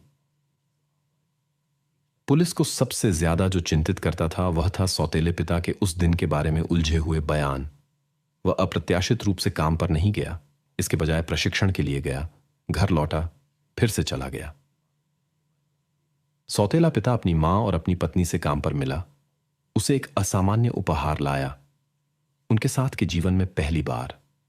इसके अलावा घर लौटने पर उसने आंसरिंग मशीन की जांच नहीं की, जो उसके लिए असामान्य था। ऐसा लगता था जैसे डेव के विचार कहीं और थे। यहां तक कि उसकी पत्नी ने भी देखा कि वह उस दिन असामान्य व्यवहार कर रहा था। कानून प्रवर्तन एजेंसियों ने संदिग्ध सौतेले पिता के अतीत की गहन जांच की, लेकिन उनके खिलाफ कोई सबूत नहीं मिला। अंत में उसे जांच के लिए पुलिस स्टेशन बुलाया गया, जिसमें लाई डिटेक्टर टेस्ट भी शामिल था। आदमी ने सहमति दे दी। डेव ने 8 पॉलीग्राफ टेस्ट सफलतापूर्वक पास किए। जांचकर्ताओं के दुख की बात है कि उसने सभी परीक्षाओं को निर्दोष रूप से पास किया। इसके बाद उसके खिलाफ सभी संदेह छोड़ दिए गए। महीने बीत गए, लेकिन एम्बर के बारे में कोई खबर नहीं थी। महिला अपनी बेटी के गायब होने में अपने नए पति की संभावित भागीदारी के बारे में संदेहों से परेशान थी। अंत में वह और नहीं सह सकी, अपना सामान और छोटी बेटी एलिसन को पैक किया और डेव को छोड़ दिया। वह अपने दूसरे बच्चे की सुरक्षा के लिए चिंतित थी। मां ने लंबी छुट्टी ली और एलिसन को अपनी नजरों से दूर नहीं होने दिया। महिला हताश थी। उसे उम्मीद थी कि उसकी बेटी अभी भी जीवित है, हालांकि संभावनाएं कम थीं। मां निजी जांचकर्ताओं, कुत्ते प्रशिक्षकों, यहां तक कि भविष्यवक्ताओं से संपर्क करने के लिए तैयार थी। जब एक गवाह ने बताया कि उसने एम्बर को मैक्सिको में देखा है, तो वह एलिसन के साथ वहां जाने में नहीं हिचकिचाई। विदेशी देश में वह पर्चों के साथ सड़कों पर गई, लोगों से पूछताछ की और अपनी लापता बेटी के बारे में जानकारी फैलाई। एम्बर का जैविक पिता भी खोज में लगा हुआ था। उसने अपनी नौकरी छोड़ दी और अपनी सारी बचत खर्च कर दी। इसका उस पर गहरा प्रभाव पड़ा, लेकिन उसने हार नहीं मानी। कहानी ने जनता में भारी प्रतिक्रिया पैदा की। एम्बर के रहस्यमय गायब होने के बारे में लेख लिखे गए और वृत्तचित्र बनाए गए। पूरा अमेरिका इस मामले से व्यथित था। 13 फरवरी 2010 को एम्बर के गायब होने की वर्षगांठ पर उसके परिवार ने उसके स्कूल में एक कार्यक्रम का आयोजन किया। इसका उद्देश्य खोज जारी रखने के लिए धन जुटाना था। पुलिस वहां आई और सार्वजनिक रूप से स्वीकार किया कि वे जांच में प्रगति नहीं कर पा रहे थे। एम्बर अभी भी लापता मानी जाती थी। इस समय तक बहुत कम लोग उसके लौटने में विश्वास करते थे। लोग एम्बर की मां का समर्थन करते थे और इस बात से नाराज थे कि संभावित अपराधी स्वतंत्र हो सकता है। कुछ हफ्तों बाद 25 फरवरी 2010 को चेल्सी किंग पोवे नामक छोटे शहर में गायब हो गई, जो एस्कॉन्डिडो से 20 मिनट की ड्राइव दूर था। उसका एक छोटा भाई था जिसका नाम टाइलर था। उस सुबह चेल्सी जॉगिंग के लिए गई, लेकिन दोपहर तक वापस नहीं लौटी। ऐसा लगा जैसे वह हवा में गायब हो गई। उसके परिजन उससे संपर्क नहीं कर पा रहे थे। वे उसकी अनुपस्थिति से कम और इस बात से अधिक परेशान थे कि वह फोन कॉल और संदेशों का जवाब नहीं दे रही थी, जो पहले कभी नहीं हुआ था। परिवार ने पुलिस से संपर्क किया और एक बड़े पैमाने पर खोज शुरू हुई। पता चला कि चेल्सी रैंचो बर्नार्डो पार्क सैन डिएगो गई थी, एक लोकप्रिय मनोरंजन स्थल। माता पिता वहां गए और पार्किंग में उसकी कार मिली। फोन उसमें बज रहा था, लेकिन चेल्सी कहीं नहीं दिखी। क्षेत्र की छानबीन की गई। कई स्वयंसेवक खोज में शामिल हो गए। कुछ घंटों बाद जंगल में युवा महिला की कुछ निजी वस्तुएं मिलीं। वे उसकी कार से लगभग 3 किलोमीटर दूर एक पगडंडी पर पड़ी थीं। इससे संभावित हमले के बारे में चिंताजनक आशंकाएं जगीं।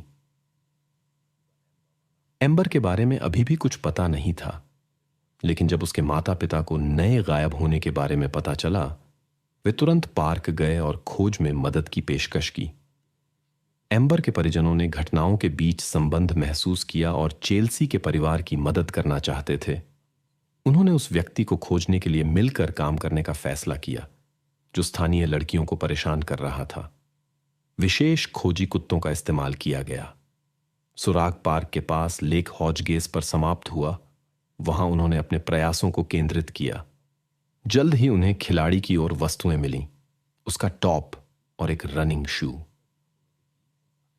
खोज के दौरान जांचकर्ताओं ने लापता लड़कियों की समय रेखा और वर्तमान रिपोर्ट की जांच की। वे एम्बर के मामले को जानते थे और पिछले वर्षों में समान घटनाओं की तलाश कर रहे थे। पता चला कि चेल्सी के गायब होने से कुछ महीने पहले एक और घटना हुई थी। 22 दिसंबर 2009 को कैंडिस मोंकायो अपने नियमित मार्ग पर जॉगिंग कर रही थी। जहां चेल्सी की चीजें मिली थीं, उसके पास एक अज्ञात व्यक्ति ने कैंडिस पर हमला किया। उसने उसे जमीन पर फेंक दिया और पकड़ने की कोशिश की। युवा महिला ने उसके इरादे समझ लिए और लड़ने और चिल्लाने लगी। चमत्कारिक रूप से वह खुद को मुक्त करने और उसे कड़ी चोट पहुंचाने में सफल रही। हमलावर दर्द से विचलित हो गया, जिससे कैंडिस को भागने का मौका मिल गया। वह तुरंत पुलिस के पास गई और घटना की रिपोर्ट की। महीने बीत गए, लेकिन एम्बर के बारे में कोई खबर नहीं थी। महिला अपनी बेटी के गायब होने में अपने नए पति की संभावित भागीदारी के बारे में संदेहों से परेशान थी। अंत में वह और नहीं सह सकी, अपना सामान और छोटी बेटी एलिसन को पैक किया और डेव को छोड़ दिया। वह अपने दूसरे बच्चे की सुरक्षा के लिए चिंतित थी। मां ने लंबी छुट्टी ली और एलिसन को अपनी नजरों से दूर नहीं होने दिया। महिला हताश थी। उसे उम्मीद थी कि उसकी बेटी अभी भी जीवित है, हालांकि संभावनाएं कम थीं। मां निजी जांचकर्ताओं, कुत्ते प्रशिक्षकों, यहां तक कि भविष्यवक्ताओं से संपर्क करने के लिए तैयार थी। जब एक गवाह ने बताया कि उसने एम्बर को मैक्सिको में देखा है, तो वह एलिसन के साथ वहां जाने में नहीं हिचकिचाई। विदेशी देश में वह पर्चों के साथ सड़कों पर गई, लोगों से पूछताछ की और अपनी लापता बेटी के बारे में जानकारी फैलाई। एम्बर का जैविक पिता भी खोज में लगा हुआ था। उसने अपनी नौकरी छोड़ दी और अपनी सारी बचत खर्च कर दी। इसका उस पर गहरा प्रभाव पड़ा, लेकिन उसने हार नहीं मानी। कहानी ने जनता में भारी प्रतिक्रिया पैदा की। एम्बर के रहस्यमय गायब होने के बारे में लेख लिखे गए और वृत्तचित्र बनाए गए। पूरा अमेरिका इस मामले से व्यथित था। 13 फरवरी 2010 को एम्बर के गायब होने की वर्षगांठ पर उसके परिवार ने उसके स्कूल में एक कार्यक्रम का आयोजन किया। इसका उद्देश्य खोज जारी रखने के लिए धन जुटाना था। पुलिस वहां आई और सार्वजनिक रूप से स्वीकार किया कि वे जांच में प्रगति नहीं कर पा रहे थे। एम्बर अभी भी लापता मानी जाती थी। इस समय तक बहुत कम लोग उसके लौटने में विश्वास करते थे। लोग एम्बर की मां का समर्थन करते थे और इस बात से नाराज थे कि संभावित अपराधी स्वतंत्र हो सकता है। कुछ हफ्तों बाद 25 फरवरी 2010 को चेल्सी किंग पोवे नामक छोटे शहर में गायब हो गई, जो एस्कॉन्डिडो से 20 मिनट की ड्राइव दूर था। उसका एक छोटा भाई था जिसका नाम टाइलर था। उस सुबह चेल्सी जॉगिंग के लिए गई, लेकिन दोपहर तक वापस नहीं लौटी। ऐसा लगा जैसे वह हवा में गायब हो गई। उसके परिजन उससे संपर्क नहीं कर पा रहे थे। वे उसकी अनुपस्थिति से कम और इस बात से अधिक परेशान थे कि वह फोन कॉल और संदेशों का जवाब नहीं दे रही थी, जो पहले कभी नहीं हुआ था।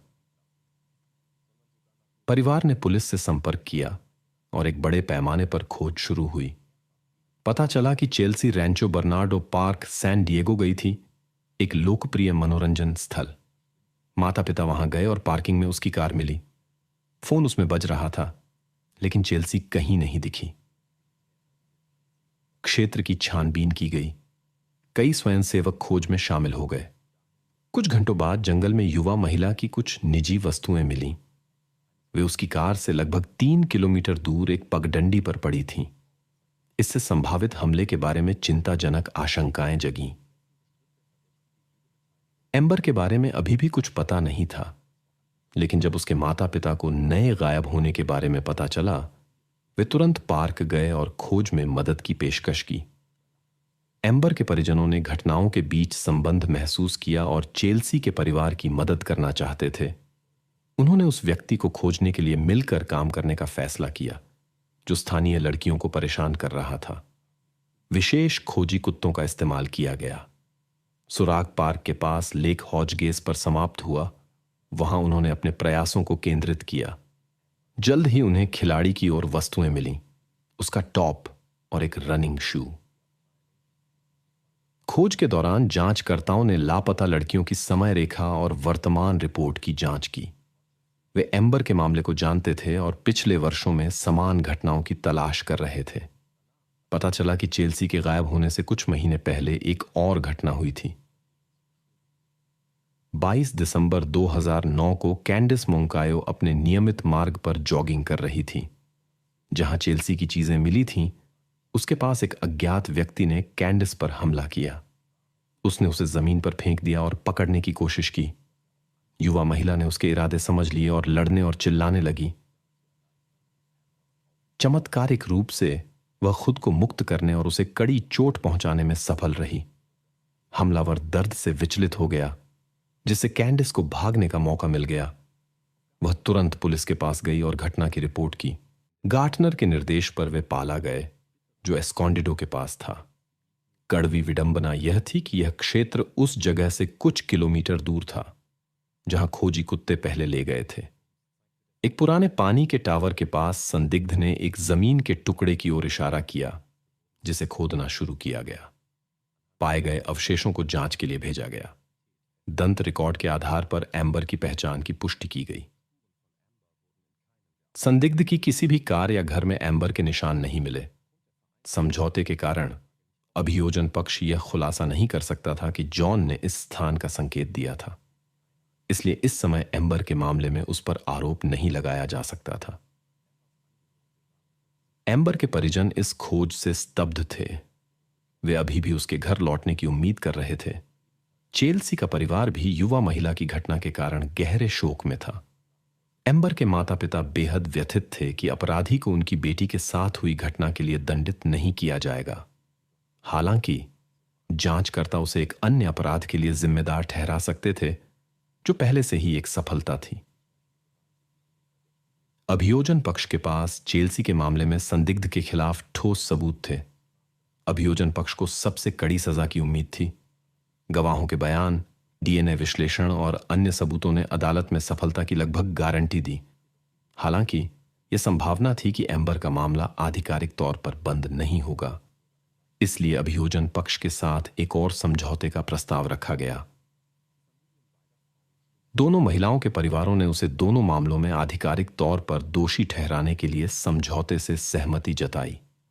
चेल्सी, एम्बर और कैंडिस पर हमले के अपराधों की स्वीकारोक्ति के बदले में उसे उसकी जान बख्शने का वादा किया गया।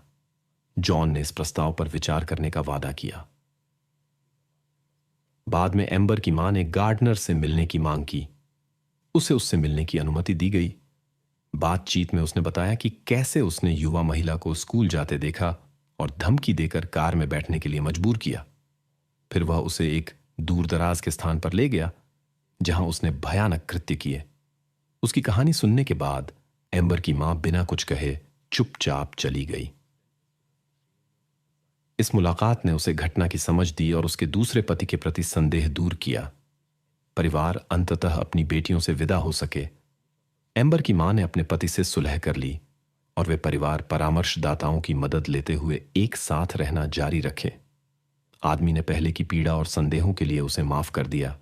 अंततः गार्डनर ने सबसे कड़ी सजा से बचने के लिए अभियोजकों के प्रस्ताव को स्वीकार कर लिया। मई 2010 में उसे 2 युवा महिलाओं के साथ हुई घटनाओं के लिए 2 पैरोल रहित जेल की सजा और कैंडिस पर हमले के लिए 25 साल की सजा सुनाई गई। गार्डनर के अनुसार एम्बर की घटना के कुछ समय बाद उसने खुद को अपूरणीय नुकसान पहुंचाने की कोशिश की। हालांकि यह प्रयास विफल रहा। उसने दावा किया कि उसे अपने कृत्यों के लिए गहरा पश्चाताप हुआ। इसके बाद उसने मानसिक समस्याएं विकसित की और पेशेवर मदद ली। गार्डनर ने डॉक्टरों को अपनी भावनाओं को नियंत्रित करने में कठिनाई के बारे में बताया, लेकिन घटना के बारे में कुछ नहीं कहा। उसे उपचार निर्धारित किया गया। कुछ वर्षों बाद एम्बर की मां ने उस व्यक्ति को माफ करने की शक्ति पाई जिसने उनके परिवार को पीड़ा पहुंचाई थी। इससे उसे आंतरिक शांति मिली और अपने जीवन के इस दर्दनाक अध्याय को बंद करने में मदद मिली। इन घटनाओं ने व्यापक जनता में प्रतिक्रिया जगाई। परिणाम स्वरूप अंतरंग प्रकृति के अपराध करने वाले व्यक्तियों के संबंध में कानून में परिवर्तन किए गए। पहली बार जुर्माना बढ़ाया गया, जेल की अवधि लंबी की गई और रिहाई के बाद निगरानी की आवश्यकताओं को कड़ा किया गया। इसके अलावा ऐसे मामलों में समय से पहले रिहाई की संभावनाओं की समीक्षा की गई। यह कहानी एक असामान्य जोड़े की है, युवा अमेरिकी जो और रूसी सुंदरी ओल्गा की। उनका संबंध अमेरिकी सपने का मूर्त रूप लगता था। सौंदर्य, धन और प्रेम का मिलन। शादी के तुरंत बाद नवविवाहित जोड़े ने वर्जिन आइलैंड्स की एक रोमांटिक यात्रा करने का फैसला किया। लेकिन अक्सर बाहरी समृद्धि के पीछे अप्रत्याशित मोड़ छिपे हो सकते हैं। नवविवाहित जोड़े को यह आभास नहीं था कि उनका निर्मल सुख हमेशा के लिए नहीं रहेगा। एक अदृश्य घड़ी ने टिक टिक करना शुरू कर दिया था और एक 107 दिनों की गिनती कर रही थी। ठीक इतना ही समय इस जोड़े को निश्चिंत अस्तित्व के लिए दिया गया था। डेलावेयर राज्य के विल्मिंगटन में कोनेल परिवार रहता था। माता पिता के 3 बच्चे थे। सबसे बड़ा जॉन मध्यम जोसेफ और सबसे छोटी केली। भाई बहनों का बचपन शोरगुल भरा था। छोटी छोटी बातों पर अक्सर झगड़े होते थे, लेकिन जीवन ने अपने सुधार किए। माता पिता अलग हो गए, जो सभी के लिए एक कठिन परीक्षा थी। बच्चे मां के साथ रहे, जिन्होंने बाद में एक नया जीवन साथी पाया। वह बच्चों के लिए व्यावहारिक रूप से दूसरे पिता बन गए। परिवार एक समृद्ध क्षेत्र में बस गया और उन्हें कोई वित्तीय कठिनाइयां नहीं थीं। जब वे बड़े हुए तो बच्चे एक दूसरे के करीब आए और एक साझा भाषा पाई। जोसेफ, या बस जो, जैसा कि उसके करीबी उसे पुकारते थे, एक लक्ष्य उन्मुख युवा व्यक्ति के रूप में बड़ा हुआ। व्यावसायिक मामलों में वह पेदांतिक और जिम्मेदार था, लेकिन जीवन में वह समाज की जान था, जो एक खुशनुमा माहौल बनाना जानता था और लोगों के साथ आसानी से एक साझा भाषा पा लेता था।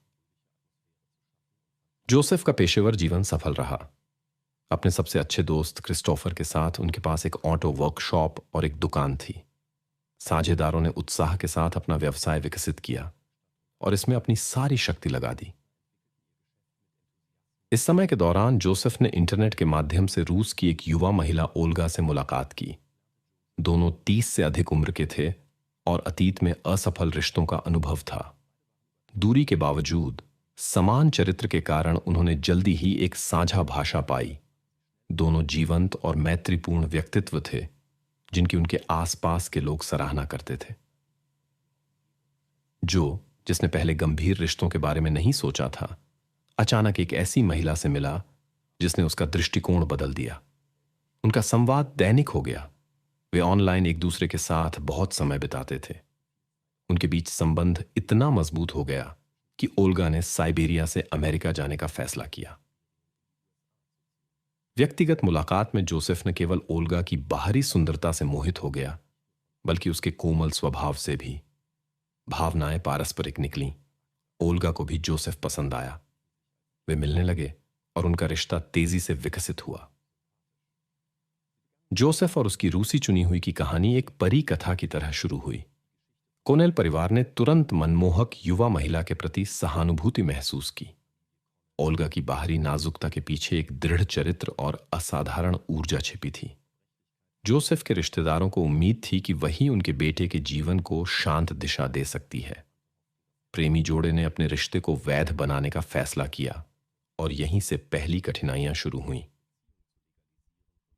पारिवारिक परंपरा के अनुसार बहू को सास की अंगूठी मिलनी चाहिए थी। हालांकि जोसेफ की बहन केली ने पहले ही गहने को अपनी शादी के लिए 1 दशक पहले प्राप्त कर लिया था। हीरों से जड़ी अंगूठी की कीमत $20,000 आंकी गई थी। जोसेफ ने एक चतुर योजना बनाई। उसने चुपके से अपनी बहन की अंगूठी में हीरे को जरकोनिया से बदल दिया और असली हीरे को ओल्गा के लिए एक नई सेटिंग में लगा दिया। यह योजना थी कि शादी के बाद सब कुछ अपनी जगह पर वापस आ जाएगा। लेकिन केली ने बदलाव को नोटिस किया और अपने भाई के प्रति अपनी नाराजगी व्यक्त की। जोसेफ निराश था और मानता था कि उसकी बहन पारिवारिक परंपराओं का उल्लंघन कर रही है। शादी वर्जिन आइलैंड्स में हुई। केली मौजूद नहीं थी। काम का हवाला दिया, लेकिन ओल्गा को अंगूठी के बारे में कुछ अप्रिय संदेश भेजे। दुल्हन, जो दूल्हे की चालाकियों के बारे में कुछ नहीं जानती थी, इस रवैये से दुखी थी। इस क्षण से भाई और बहन के बीच का रिश्ता तनावपूर्ण हो गया। शादी के तुरंत बाद अज्ञात लोग नवविवाहित जोड़े के घर में घुस गए। कई कीमती सामान और पारिवारिक धरोहर गायब हो गईं, लेकिन हीरे की अंगूठी ओल्गा के पास रही। जोसेफ ने पुलिस को बुलाया, लेकिन जांच एक गतिरोध में पहुंच गई। कोई सुराग नहीं मिला। अगर यह एक स्टेजिंग नहीं थी तो स्पष्ट रूप से यह एक अनुभवी अपराधी का काम था। लेकिन यह घटना जोड़े के लिए गंभीर परीक्षाओं की केवल शुरुआत थी। नियति ने उनके लिए नई और भी कठिन बाधाएं तैयार कर रखी थीं, जो उनके जीवन को हमेशा के लिए बदल सकती थीं। जोसेफ और ओल्गा कोनेल की कहानी एक परी कथा की तरह शुरू हुई। उन्होंने अपना हनीमून कैरिबियन के सुंदर वर्जिन आइलैंड्स पर बिताया। नवविवाहित जोड़े ने एक दूसरे का, नीले पानी का और कोमल धूप का आनंद लिया। दिन मछली पकड़ने, फिरोजा रंग की लहरों पर नौका विहार और स्थानीय व्यंजनों के स्वाद चखने में बीते। उनकी आर्थिक स्थिति ने उन्हें हनीमून के दौरान कोई सीमाएं नहीं रखने दी। घर लौटने के बाद उन्होंने एक $100,000 से अधिक की एक शानदार मर्सिडीज खरीदी। नई कन्वर्टेबल उनकी सफलता का प्रतीक बन गई।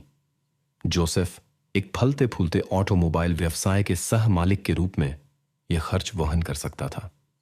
व्यवसाय प्रतिवर्ष लगभग $1 मिलियन कमाता था। ओल्गा, एक पूर्व स्टॉक ब्रोकर, को अर्थशास्त्र, वित्त और ग्राहक सेवा का गहरा ज्ञान था। वह जल्दी ही अपने पति के व्यवसाय में शामिल हो गई और प्रबंधक की भूमिका संभाली। लहजे वाली आकर्षक रूसी गोरी ने अपनी दयालुता और व्यावसायिकता से ग्राहकों को मोहित कर लिया और इस तरह साझा व्यवसाय के विकास में योगदान दिया। ऐसा लगता था कि कुछ भी उनके सौभाग्य को धूमिल नहीं कर सकता, लेकिन नियति की अन्य योजनाएं थीं।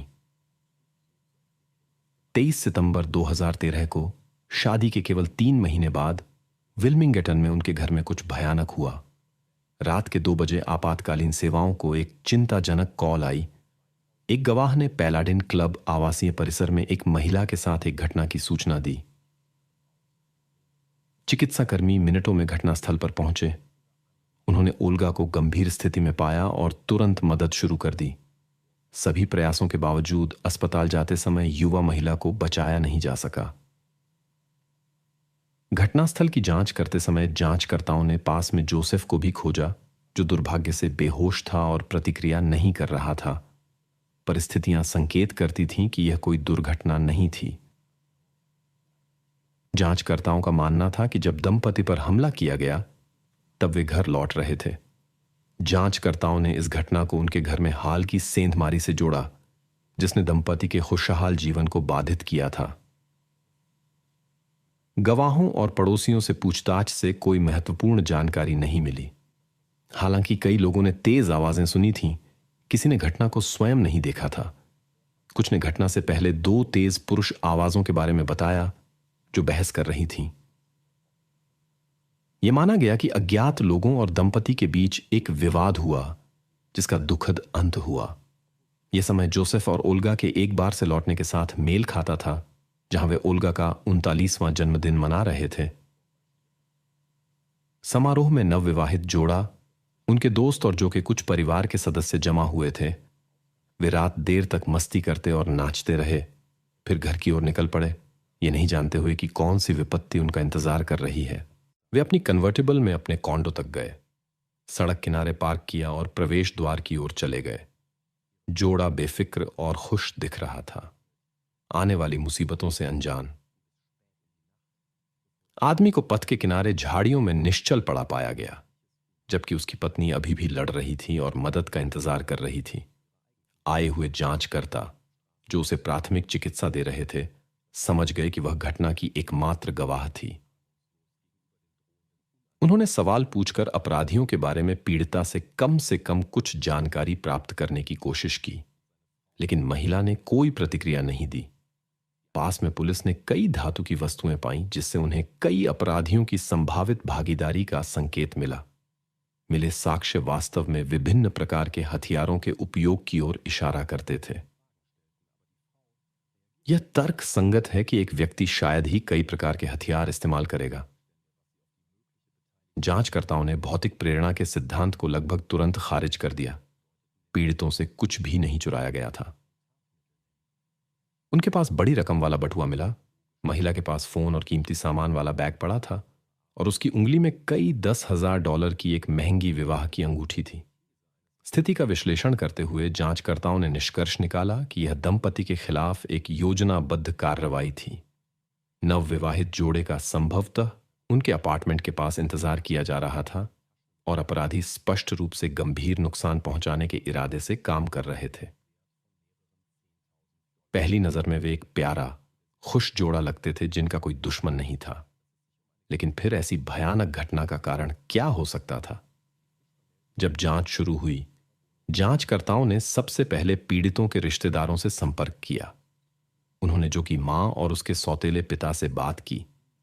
उन्होंने आश्वासन दिया कि जोड़े के कोई ऐसे दुश्मन नहीं थे जो ऐसा कुछ कर सकते थे। कम से कम उन्होंने इसके बारे में कुछ नहीं सुना था। जोड़े ने कभी किसी के साथ समस्याओं की शिकायत नहीं की थी, जैसा कि पहले बताया गया था। हालांकि अंगूठी को लेकर जोसेफ और उसकी बहन के बीच मतभेद सभी रिश्तेदारों को पता था और यह जानकारी स्वाभाविक रूप से पूछताछ के दौरान सामने आई। कुछ ने अनुमान लगाया कि केली गहनों के कारण घटना में शामिल हो सकती है। क्या बहन इतनी आहत हो सकती थी कि उसने बदला लेने के लिए इतना गंभीर कदम उठाया?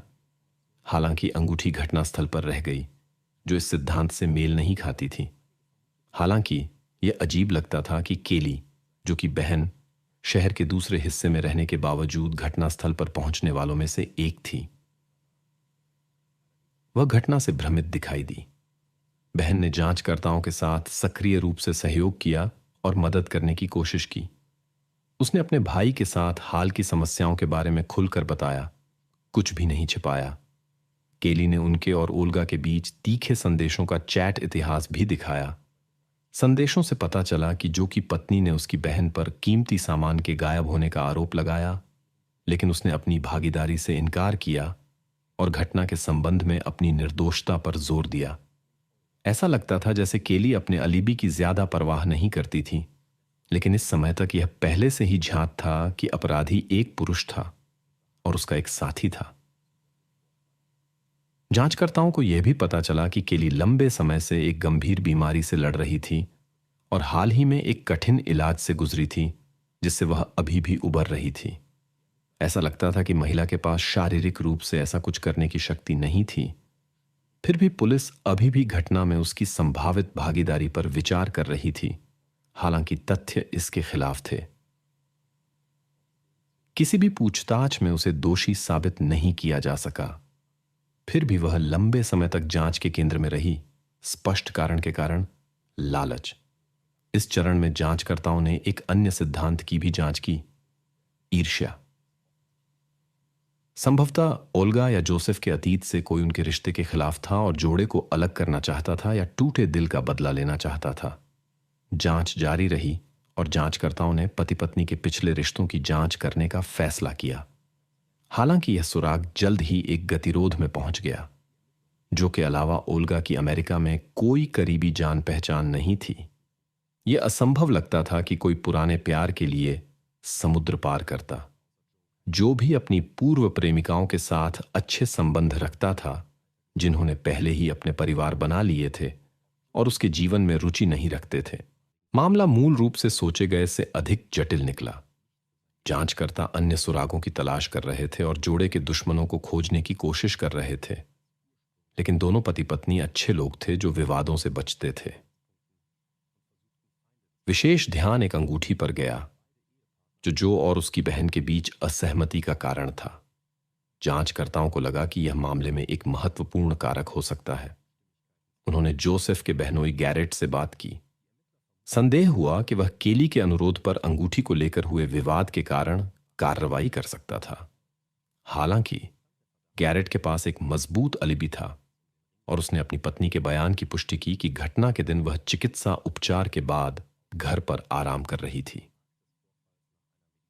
ठीक तभी गैरेट ने अवैध गतिविधियों के साथ घटना के संभावित संबंध के बारे में विचार व्यक्त किया।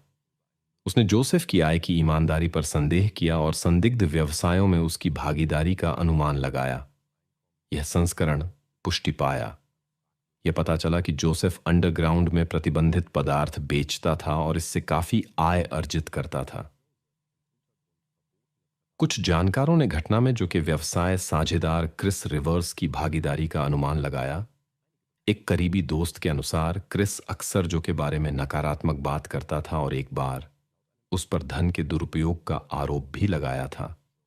विवाद का कारण यह था कि जो उनकी साझा दुकान के माध्यम से प्रतिबंधित पदार्थ बेचता था, लेकिन आय को क्रिस के साथ साझा नहीं करता था, जिसे वित्तीय कठिनाइयां थीं। जांचकर्ता क्रिस के पास गए, जो 10 साल से अधिक समय से जो का साझेदार था। उन्होंने एक साथ व्यवसाय को शुरू से बनाया था और कई कठिनाइयों को पार किया था, लेकिन एक दुखी दोस्त के बजाय पुलिस ने एक जीवंत व्यक्ति को देखा जो उन्हें अजीब लगा। क्रिस ने बताया कि उसने उस रात बार में जोड़े से मिलने की योजना बनाई थी, लेकिन व्यवसाय के कारण देर हो गई। क्रिस ने जानकारी साझा की कि ओल्गा के बारे में कई अफवाहें थीं, जिनमें रूस के कुछ समूहों से कथित संबंध भी शामिल थे। यह परिवार के काफी उच्च आय स्तर की व्याख्या कर सकता था। क्रिस ने जो कि बेईमानी की संभावना की ओर इशारा किया और जांचकर्ताओं को जांच के कई संभावित दिशाएं दी। क्रिस की ईमानदारी पर संदेह के बावजूद इन सभी जानकारियों की गहन जांच की आवश्यकता थी। जांच के दौरान समाज के अंधेरे पक्ष से जोसेफ का कुछ संबंध उजागर हुआ, जिसकी पुष्टि उसके कई परिचितों ने की। अपनी शादी से कुछ साल पहले जो हथियार के अवैध कब्जे के आरोप में जेल गया था, घटना एक बार के पास हुई। एक झगड़ा हुआ और जोसेफ ने विवाद में शामिल लोगों को डराने के लिए आत्मरक्षा के लिए अपनी पिकअप से एक वस्तु निकाली। वह बार तक नहीं पहुंच पाया क्योंकि आने वाले पुलिस अधिकारियों ने उसे पार्किंग में गिरफ्तार कर लिया। परिणाम स्वरूप उसे दोषी ठहराया गया और जेल में आदमी ने नई जान पहचान बनाई, ऐसे लोगों से दोस्ती की जो उसे स्टेरॉयड की तस्करी के बारे में बताते थे। रिहाई के बाद जो ने अपने नए दोस्तों को नहीं भूला और खेल पदार्थों की अवैध बिक्री के व्यवसाय में शामिल होना शुरू कर दिया। अपने मुख्य व्यवसाय के अलावा वह इस क्षेत्र में एक काफी जाना माना व्यक्ति बन गया। हालांकि यह अस्पष्ट रहा कि क्या यह घटना का कारण हो सकता था। क्या जोसेफ इस छाया व्यवसाय में किसी के रास्ते में आ गया होगा, और क्या वास्तव में कथित रूसी आपराधिक तत्व जो अमेरिका में व्यवसाय को बांट रहे थे इस मामले में शामिल हो सकते थे। जांचकर्ताओं को यह सब पता लगाना था। इस अंधेरे व्यवसाय के संभावित आयोजकों या सहयोगियों की खोज में जांचकर्ताओं को हैरी कुक नाम का एक व्यक्ति मिला। वह इस शहर में काम करता था और जो का ऑटो व्यवसाय में साझेदार बनना चाहता था। कॉनेल्स की घटना के समय उसने इस व्यवसाय में $1,00,000 से अधिक का निवेश किया था, जो अवांछित कार्यों का एक और कारण हो सकता था। इसके अलावा हैरी कॉनेल्स के पास रहता था, लेकिन त्रासद घटना के समय के लिए उसके पास एक विश्वसनीय अलिबी था, इसलिए जांच एक गतिरोध में पहुंच गई। व्यवसाय साझेदार क्रिस रिवर्स के साथ निरंतर संवाद में जांचकर्ताओं को एक दिलचस्प विवरण मिला। साझेदार ने बार बार अपने दोस्त की बेईमानी के संदिग्ध क्षणों की ओर इशारा किया। जांचकर्ताओं ने व्यवसाय के लेखा रिकॉर्ड की जांच की और पाया कि उच्च आय के बावजूद इसे वास्तव में काफी नुकसान हो रहा था। अंततः व्यवसाय घाटे में नहीं रहा, लेकिन खर्च तेजी से बढ़ रहे थे। यह बहुत संदिग्ध लग रहा था। पैसा गायब होता प्रतीत हो रहा था। यह स्पष्ट हो गया कि यहां कोई वित्तीय हेराफेरी कर रहा था, लेकिन जांच के दौरान पता चला कि इसके लिए क्रिस खुद जिम्मेदार था। वित्तीय अनियमितताओं की जांच करते समय जांचकर्ताओं ने एक अनपेक्षित खोज की। व्यवसाय साझेदार को नशीले पदार्थों की गंभीर लत थी। क्रिस अपनी हानिकारक लत पर भारी रकम खर्च कर रहा था और उसके खुद के संसाधन पर्याप्त नहीं रह गए थे। यह पता चला कि वह व्यवसाय के धन का गबन कर रहा था और अपने सबसे अच्छे दोस्त को धोखा दे रहा था। इस जानकारी ने जांच को एक नए मुख्य संदिग्ध की ओर ले गया, जिसके पास एक संभावित गंभीर कारण था। यह ज्ञात हुआ कि क्रिस ने अपनी लत पर पूरी तरह से नियंत्रण खो दिया था। वह बड़ी मात्रा में सेवन करता था और अगली खुराक पाने के लिए कुछ भी करने को तैयार लगता था। साझेदार कर्ज में डूब गया था और जहां से भी हो सके पैसे हड़प रहा था। हाल के दिनों में उसके पैरानॉइड दौरे बढ़ गए थे। वह कहता था कि उसका पीछा किया जा रहा है और कोई उसे नुकसान पहुंचाना चाहता है। दिलचस्प बात यह है कि निशान मिटाने के क्रिस के प्रयासों ने ही पुलिस का ध्यान उसकी ओर आकर्षित किया। पहली बार उसे स्टेरॉयड के कब्जे के लिए गिरफ्तार किया गया, जब वह अपने व्यवसाय के माध्यम से गुप्त व्यापार का दावा करके अपने साझेदार पर दोष मढ़ने की कोशिश कर रहा था। पदार्थ उनकी साझाकार वर्कशॉप में पाए गए। क्रिस ने दावा किया कि उसके दोस्त ने अकेले यह व्यवसाय चलाया था, बिना आय साझा किए। हालांकि यह पता चला कि क्रिस खुद अपने भारी कर्जों का भुगतान करने के लिए स्टेरॉयड बेच रहा था। उस पर कार वर्कशॉप में एक गोदाम स्थापित करने का आरोप लगाया गया। संदिग्ध ने स्वीकार किया कि उसने निराशा में यह व्यवसाय खुद शुरू किया था और जो को इसके बारे में कुछ नहीं पता था। इसके बाद क्रिस को 2 बार और गिरफ्तार किया गया। इस चरण में पुलिस अधिकारी उसके अलिबी को लेकर संदिग्ध हो गए। उसने अपने घर के सीसीटीवी फुटेज स्वेच्छा से प्रदान किया, जो वहां उसकी उपस्थिति की पुष्टि करता था। जांच से पता चला कि फुटेज में समय के साथ छेड़छाड़ नहीं की गई थी। फिर भी जांचकर्ताओं को संदेह बना रहा। क्रिस के फोन की जांच करते समय उन्होंने पाया कि घटना की शाम को उसने सामान्य से कहीं अधिक बार फोन किया था। अधिकांश कॉल कथित घटना के ठीक समय पर आई थी। हालांकि कॉल लॉग हटा दिया गया था, विशेषज्ञ इसे आसानी से पुनर्स्थापित कर सके। घटना से ठीक पहले व्यवसाय साझेदार और उसके साथी क्रिस रिवर ने एक जोश बे नाम के व्यक्ति से संपर्क किया। पता चला कि जोश एक ग्राहक था जो क्रिस से प्रतिबंधित स्टेरॉयड खरीदता था। इसके अलावा वह पदार्थों की अंतिम डिलीवरी का भुगतान के बिना गायब हो गया था। जांच के दौरान पता चला कि जोश बे, हालांकि वह सीधा अपराधी नहीं था, संभवतः घटना में शामिल था। घटना की रात उसने कई बार अपने जानकार डोमिनिक और इरॉन को फोन किया। यह माना जाता है कि ये दोनों मामले में शामिल हो सकते थे। एक तस्वीर उभरकर सामने आई जिसमें पीड़ित का व्यवसाय साझेदार, जिस पर भारी कर्ज था और जिसे व्यक्तिगत नफरत थी, घटना में शामिल हो सकता था। संभवतः उसने एक जोखिम भरी कार्रवाई को व्यवस्थित करने के लिए अपने प्रतिबंधित पदार्थों के आपूर्तिकर्ता जोश बे को भर्ती किया था। बे ने बदले में अपने 2 परिचितों को काम पर रखा हो सकता है। स्थिति और भी जटिल होती जा रही थी। सफल परिणाम की स्थिति में व्यवसाय साझेदार, जो कि जीवन बीमा से $1 मिलियन के भुगतान की उम्मीद कर सकता था, ऐसी पॉलिसियां दोनों साझेदारों के लिए उनके सहयोग की शुरुआत में ही ली गई थीं। अपने साझेदार के गायब होने की स्थिति में क्रिस को एक बड़ी राशि मिल सकती थी, जो उसकी वित्तीय समस्याओं को हल करने के लिए पर्याप्त होती। हालांकि जो कि शादी के बाद वह भुगतान का दावा नहीं कर सकता था, अब पूरी बीमा राशि ओल्गा को मिलनी थी, जिससे क्रिस खाली हाथ रह जाता। परिणाम स्वरूप क्रिस रिवर्स को धन तक एकमात्र पहुंच प्राप्त करने के लिए दोनों पति पत्नी को हटाना था, अपने सफल दोस्त और उसकी नई पत्नी को। यह सिद्धांत अप्रत्यक्ष रूप से घटना की रात कथित आयोजक और सहयोगियों के बीच एक विचित्र पत्राचार द्वारा समर्थित था, जो का साझेदार लगातार बे से उसके स्थान और घर लौटने के समय के बारे में पूछताछ करता रहा। उसके संदेशों से योजनाबद्ध कार्यों के प्रगति को लेकर चिंता झलकती थी। जवाब भी द्व्यर्थी थे। जांचकर्ताओं ने घटना से जुड़े सभी संदिग्धों के 4 मोबाइल फोन जब्त कर लिए। मोबाइल टावर डेटा के आधार पर मोबाइल उपकरणों की गतिविधियों के विश्लेषण से पता चला कि 23 सितंबर 2013 को संदिग्ध घटनास्थल के पास थे। जांच ने एक अप्रत्याशित मोड़ लिया। प्रत्यक्ष अपराधी डोमिनिक और एरॉन को कोनेल निवास के पास खोजा गया। बे, जो ऑपरेशन का समन्वय कर रहा था, आदेशक क्रिस के साथ लगातार संपर्क में था, जो किसी अन्य स्थान पर था। निगरानी कैमरे के फुटेज, जिनका मुख्य संदिग्ध ने अपने अलिबी की पुष्टि के लिए हवाला दिया, ने एक अप्रत्याशित भूमिका निभाई। उन्होंने व्यवसाय साझेदार का विचित्र व्यवहार दिखाया। वह फोन हाथ में लिए घबराया हुआ अपार्टमेंट में चक्कर लगा रहा था।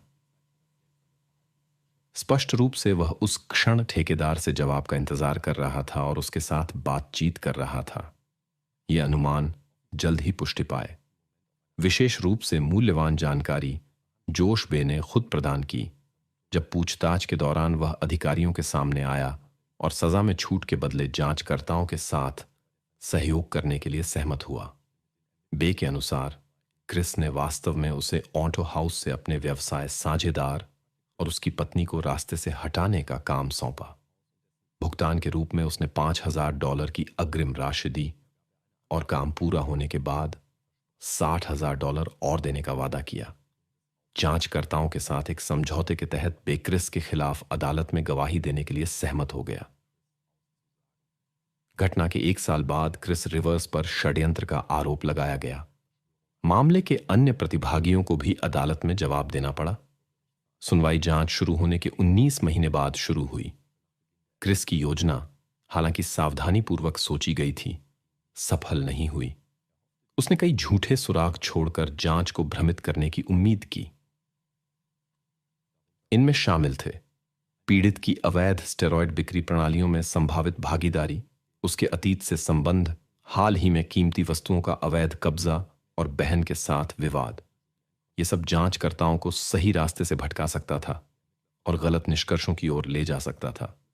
सौभाग्य से कानून प्रवर्तन अधिकारी इन छल कपट में नहीं फंसे और वास्तविक अपराधियों का पता लगाने में सक्षम रहे। जांचकर्ताओं ने पाया कि पीड़ितों के घर में कीमती सामान चुराने के उद्देश्य से कथित अनधिकृत सेंधमारी वास्तव में एक नाटक था। यह ऑपरेशन बे ने क्रिस के निर्देश पर किया था। वह कोनेल्स के घर में हीरे की शादी की अंगूठी खोजने और चुराने के लिए गुस्सा। योजना यह थी कि कानून प्रवर्तन एजेंसियां तुरंत बाद की त्रासद घटनाओं के लिए केली की बहन पर संदेह करेंगी। हालांकि योजना विफल हो गई क्योंकि गहना दंपति की चीजों में नहीं मिला। घटना में शामिल लोगों के खिलाफ अदालती कार्यवाही अलग अलग की गई। एरॉन थॉम्पसन ने अपना अपराध स्वीकार किया और उसे कोनेल्स की घटना में भागीदारी के लिए 2 आजीवन कारावास की सजा मिली। साथ ही 45 साल की अतिरिक्त सजा मिली जब यह साबित हुआ कि उसने हथियार रखा था। क्रिस रिवर्स को आयोजक के रूप में 2 आजीवन कारावास और 50 साल की अतिरिक्त सजा सुनाई गई। डोमिनिक बेंटन को मुख्य आरोप से बरी कर दिया गया क्योंकि उसने जोड़े के खिलाफ हिंसा का प्रयोग नहीं किया। फिर भी उसे षड्यंत्र में भागीदारी और सहायता के लिए 5 साल की सजा मिली। जोश बे को जांचकर्ताओं के साथ सक्रिय सहयोग के लिए केवल 5 साल की सजा मिली। इस स्थिति में जोसेफ की बहन केली एक कठिन स्थिति में पड़ गई। कुछ समय के लिए जांचकर्ताओं ने उस पर दबाव डाला और उस पर अपने भाई की घटना में शामिल होने का आरोप लगाने की कोशिश की। निर्दोष महिला लगभग अपनी स्वतंत्रता खो देती, हालांकि वह इसमें शामिल नहीं हो सकती थी। निस्संदेह अंगूठी को लेकर उसकी मां और भाई के व्यवहार ने उसे दुखी किया था, लेकिन यह केवल नाराजगी और मौखिक बहस तक ही सीमित रहा। अंतिम संस्कार समारोह में बहन ने स्वीकार किया कि वह अपने भाई से बहुत प्यार करती थी और सभी रिश्तेदारों के साथ गहरे दुख में थी। वह इस भारी क्षति पर सामूहिक शोक में शामिल है।